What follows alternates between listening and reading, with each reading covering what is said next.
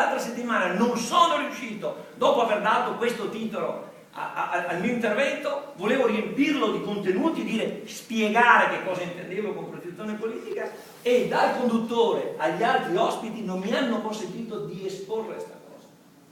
La prostituzione politica. Questo è il tema che noi dobbiamo. Voi pensate che quelli che sono al governo a Roma sono al governo anche della nostra regione.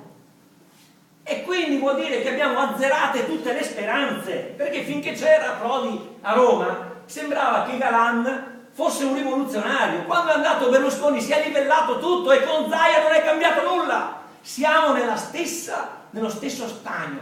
Questi non sono in grado di cambiare nulla.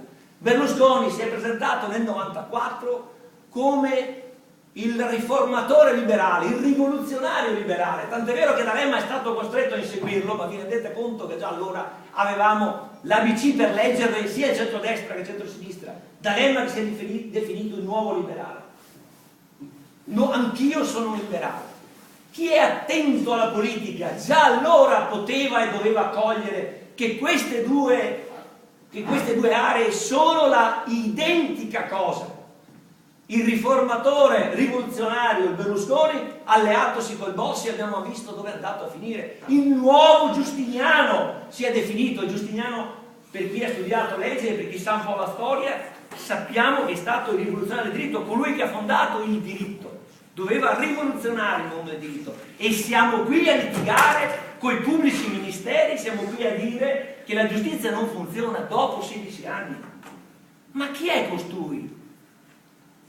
E dobbiamo parlare delle sue giornate o delle sue serate spese con le ragazzine. Non ci interessa, abbiamo pietà e sdegno, se ne stia fuori per carità, se ne vada oppure faccia quel che crede, ma non ci disturbi ulteriormente con queste cose. Noi abbiamo bisogno di un'idea politica, di una proposta politica, che non è venuta neanche dalla Lega. Io sono stato consigliere regionale dal 95 al 2000 della Lega Veneta, che parlava di indipendenza di questo territorio e che parlava di coalizione con le altre realtà regionali del nord, e poi abbiamo visto dove siamo andati a finire.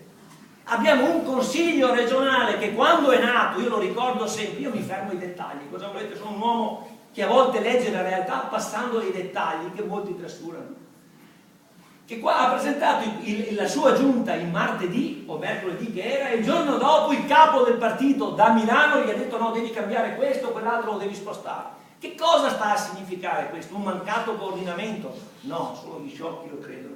È la prova che ha voluto dare immediatamente: io ti ho messo e io ti sposto gli uomini come voglio, perché sei un mio esponente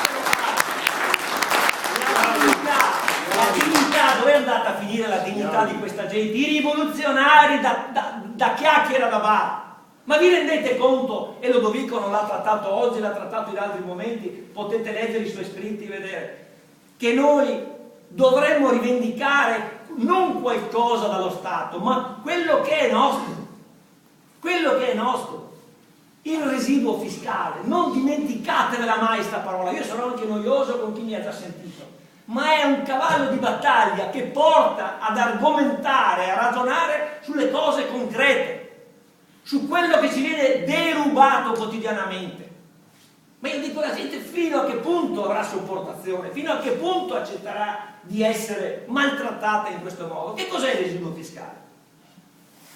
E ti chiedo scusa, Lodovico, se mi approprio di una questione di cui lui, come docente universitario di economia, dovrei zittire, ma è argomento politico e quindi lo tratto dall'ottica politica. Dall'ottica politica è che io alla fine ho due valori. Da questo territorio, che sarebbe uno stato medio dell'Europa, tenete presente, non uno stato piccolo, come popolazione e come estensione, e sarebbe tra il 13° e il 15° posto anche come economia nell'Europa di 28, quindi non parliamo di una cosa da provincia, anche di più forse. Sì, nel mondo nei primi 20, poi in Europa come l'Olanda. Ecco. Allora voi vi rendete conto, no, che se noi avessimo la disponibilità di quello che è la differenza tra quanto è il prelievo, no? Che sono circa 70 miliardi di euro, 140.000 miliardi delle vecchie lire. Non si può mica sbagliare sui numeri, 70 miliardi di euro. Di questi 70 miliardi di euro variamente prelevati dallo Stato con imposte, tasse, oneri, balzelli e vari, no, sono dati ufficiali, non sono dati statistici nostri, confermami e confortami, sono dati ufficiali che vengono tratti quindi da Istat e dai ministeri. Nel Veneto vengono restituiti nelle varie forme per tutte le esigenze, scuola, università, sanità, trasporti, strade, porti, metteteci tutto, non dimentichiamo nulla, sicurezza. Vengono investiti circa 50 miliardi, vengono spesi malamente tra l'altro, sarebbe criticabile anche questo, ma lasciamo perdere, perché già facendo l'economia su quei 50 probabilmente potremmo ridurre di un 10, 15 anche oltre per cento, dice sempre Udolini. Gli altri